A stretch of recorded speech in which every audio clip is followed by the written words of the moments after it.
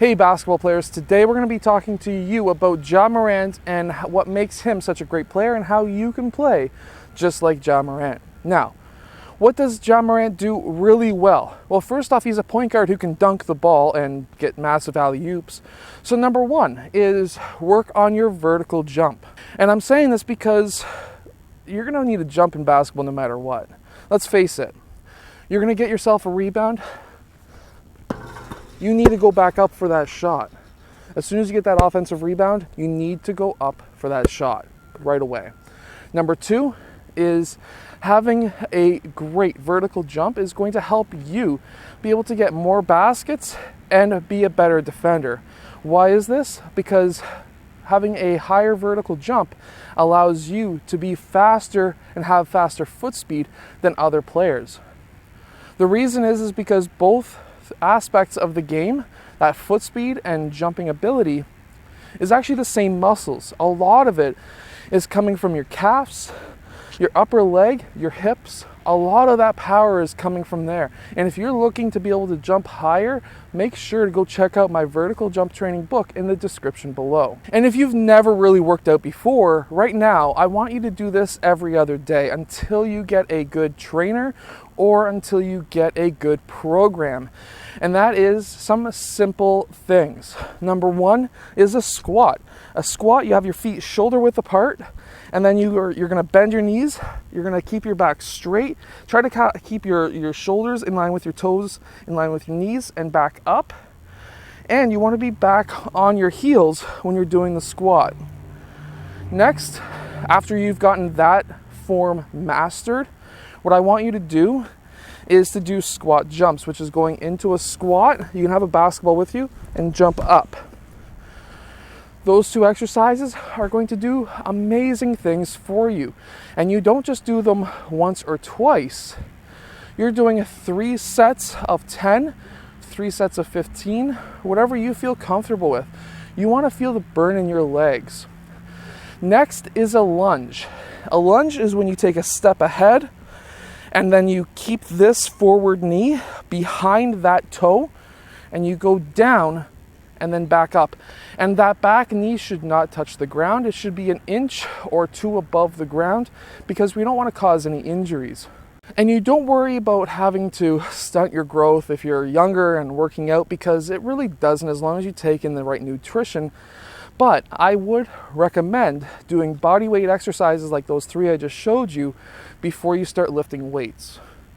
Now, those 3 exercises are safe to do every other day, and whether or not you're 12 or 20, those exercises are going to help you jump higher for 1, but also prevent injuries for 2. Now, as a point guard, Ja Morant has to have good handles, and he does. And just like every great point guard, and I can foresee Ja Morant being one of the top point guards in the league in the future, because he's got a few moves that not many other players use. So players like Dwayne Wade use this move. LeBron uses it once in a while, but Ja Morant uses it quite a bit. And this is why I thought back when he was in university, he was going to be a great player even before the scouts got hooked onto him. He has this one move that's really great. So basically what he does is he'll be dribbling the ball up the court. He'll go and jab in that direction, let's say towards the right side. He crosses over the ball at the same time, and then he continues his dribble towards the opposite direction as where he jabbed. So he starts dribbling. Let's say he's trying to go left. He'll be dribbling with his right hand.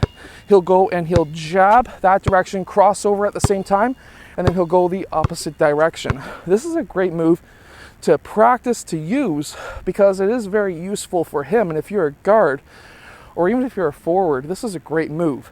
Now, what I want you to do is, if you've never done this move before, exactly what I just did there, nice and slow, is just dribble, jab, cross, go. And then you want to try and make this move as fast as you can. You don't have to have a basket to be able to practice ball handling moves. You just want to try to make it as fast as possible. And then you want to keep on going faster and faster and faster. If you need a visual thing to cross up, you can get a shoe, you can get a pylon. You can break your little brother's ankles with this move by sticking him there, whatever it may be. Anyways, ball handling skills are very important if you're trying to become an elite guard. Now, Ja Morant's shooting form is a bit different. It's similar to Curry's, but it is just a bit different. And he shoots at a high percentage, so I wouldn't go and change it any personally if I was one of his trainers. And so if you're shooting with a weird shooting form, but it's going in a high percentage, like well over 40% from the three, then you could make a couple of small tweaks that could help you get maybe a 1 or 4 or 5% higher percentage, but at that point it's up to you. I'm going to be breaking down Ja Morant's shooting form later on, but this does bring me into a really good point, and that is having a high percentage three-point shot is going to open a lot of things up for you as a guard. Okay, so you as a guard have to be a great shooter, and there's a reason for this. So when you're out on the three-point line, you want that defender to be as close as possible to you. Of course, if you're swinging the ball around and there's just no defender on you and you can shoot that and jack up that shot, that's great. However, what I really want you to have is a defender or a team that you're playing against who really wants to chase out and defend your shot. There's a really good reason for this. So when they're coming out and closing out to you, of course, you've got a lot of different options because you could do a shot fake, they might jump for it, you can drive. There's all of that. If you're quicker than your defender, you could easily drive on them. That's another option. But the main option here is if you can get the defender to close out on you and get out of the key. You're now spreading out that defense so that if there's players who are cutting across the key, whether it be across the free throw line doing a high cut or doing a baseline cut along the baseline, and if your defender's sagging too far off of you, basically he's cutting off more of that middle of the key, and it's going to be a lot harder for you to pass into the key, sort of like Ben Simmons. But what happens is if he gets pulled out, you're now opening up a lot of different passing lanes for you to get more assists and help your team win more games. Now, I hope that this video has helped you become a better guard in basketball. If it has, hit that like button, subscribe, and I'll see you guys again in our next video.